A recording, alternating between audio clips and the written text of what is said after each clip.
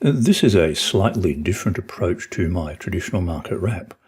What I want to do is to look at a series of stocks that, in all honesty, I wouldn't buy with your money. The reason I'm doing this is that if you can build a mental model of what you do not want, then it is possible to extrapolate that model into being able to find what you do want. But that does raise a question. And the question is this, and it is, what is the role of the trading system? For those of you who instantly answered, it is to tell you what to trade, I would push back on that notion and say, my definition is very different. My definition of a trading system is to tell you what not to trade. That in turn raises an additional question as to why is that so important? And the reason it is so important is wrapped up in this chart. This is by far the most important chart you will ever see in trading. And what it does is it relates a loss incurred to the capital gain you need to make on your remaining capital to get back to your starting point. So if we lose 5%, we need to make 5.3. If we lose 10, we need to make 11.1. If we lose 20, we need to make 25. If we lose 25, we need to make 33. You can see how this accelerates away from the trader very, very quickly. So if you are buying elements that are generating losses that cause this order of magnitude to your account, you need to sit back and reflect upon what you are buying and why you are buying them. On to the charts. The first one I want to look at, Johnsling. This has a few elements that I want to comment on. You can see I've noted this notion of a power phase. If you go back through ASX stocks, particularly within the ASX 300, you will see that a lot of them have had a power phase where they have climbed quite dramatically. They've then entered a period of volatility and stagnation where they effectively go nowhere. They move between price points.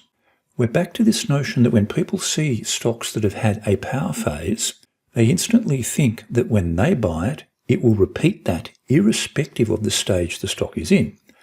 So here we have power phase, stagnation that lasts for 2 years, then a collapse. And the collapse is quite obvious as price rips through around the 475 mark.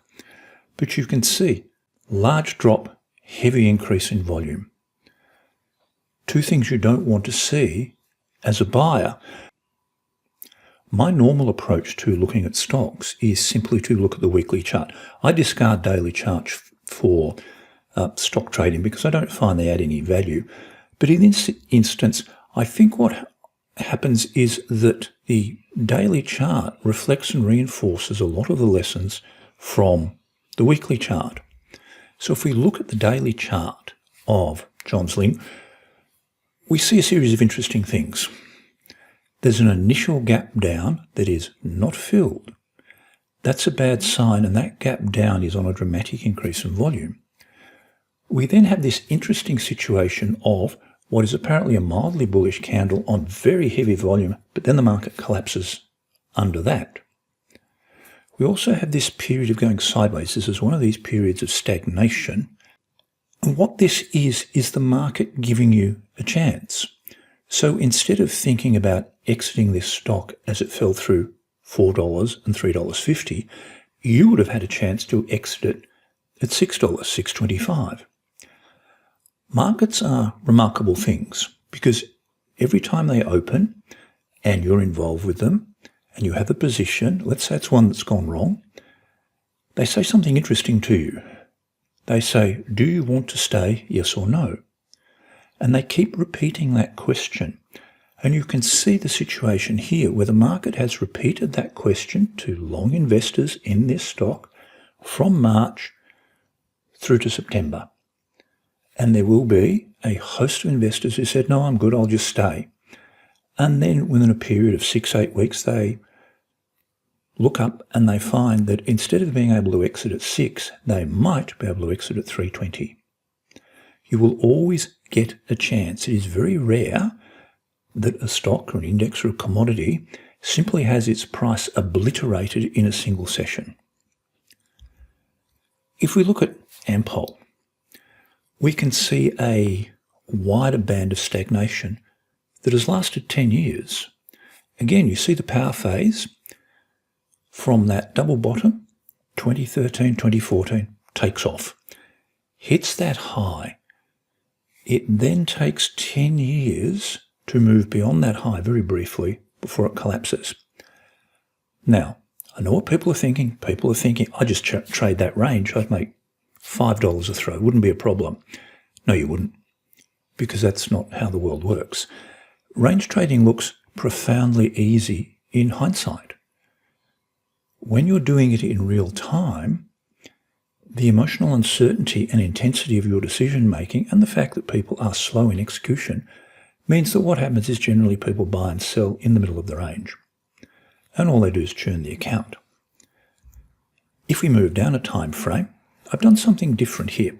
We've still got our upper band where price struggled to get through, but I've also put in a little bit of a floor around the 2650 mark, where price is collapsing down to. The collapse in Ampol and other energy-related issues should not be a surprise. And it should not be a surprise because if you're trading these entities, you should be following the energy complex futures contracts to see what they are doing. They would explain why this is occurring. This is dropping down to daily. And we're back to this point again. The market always gives you a chance. And your chance here was to exit at 38, 37, instead of thinking of exiting at about 29. When you are offered a way out for something catastrophic like this, take it, step back, reflect. If it reverses, all well and good. Because let's imagine a scenario. Price has dropped precipitously, and we have this gap here, but then recovers and pushes beyond that gap. That's a very bullish sign. Markets are very generous in what they will tell you. Many people regard markets as adversarial. They're not. The market is actually on your side. It's just you won't listen to it. This is Metcash. I've put this in here because it serves as an interesting lesson in indifference, but also the issue of indifference being a hotbed of story making. Because we have this triangular formation as we drift down to 340, people can generate any sort of narrative they want because there's no compelling evidence to the contrary other than the drift down. But the problem is the stock is still drifting down. So if your narrative is bullish, then it's incorrect. Indifference, unfortunately, enables this fertile ground for people to make up stories that suit what they want. The other point about Metcash is simply, it's noisy. If we look at the individual candles, and this is a daily chart, we can see that they're, I'll use a technical term, very spiky. There's not a lot of firm price discovery going on.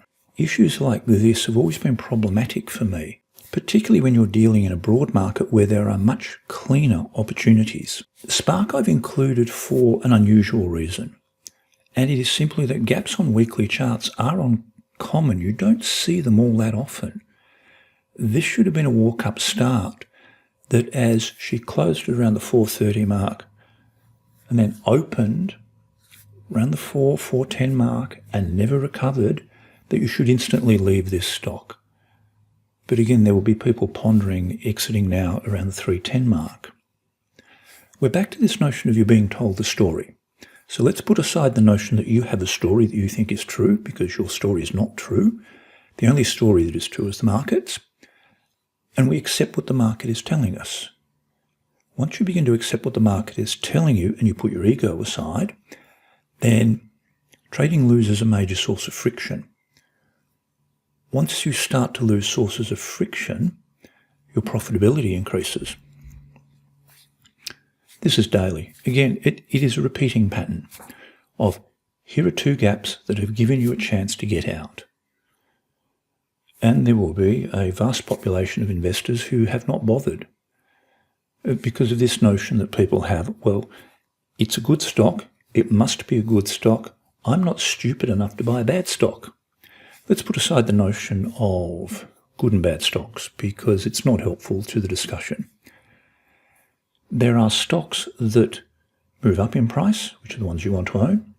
There are stocks that move down in price. They're the ones you want to short sell if you have that facility. And there are stocks that go sideways. They're the ones you want to avoid.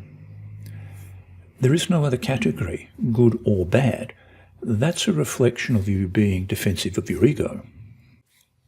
I've included BHP simply for the notion that we return to a point I make frequently, and that is heavyweights are a waste of time for wealth creation. Yes, I know if you go to a financial planner, they will give you 4 stocks, there'll be 4 banks, you'll be diversified because they've all got different names according to a financial planner, therefore you're diversified. The local heavyweights are a waste of time. If you were going to do this, if you were going to invest simply in heavyweights, there is an ETF that invests in the S&P ASX Top 20. Simply buy that and forget the rest of that malarkey.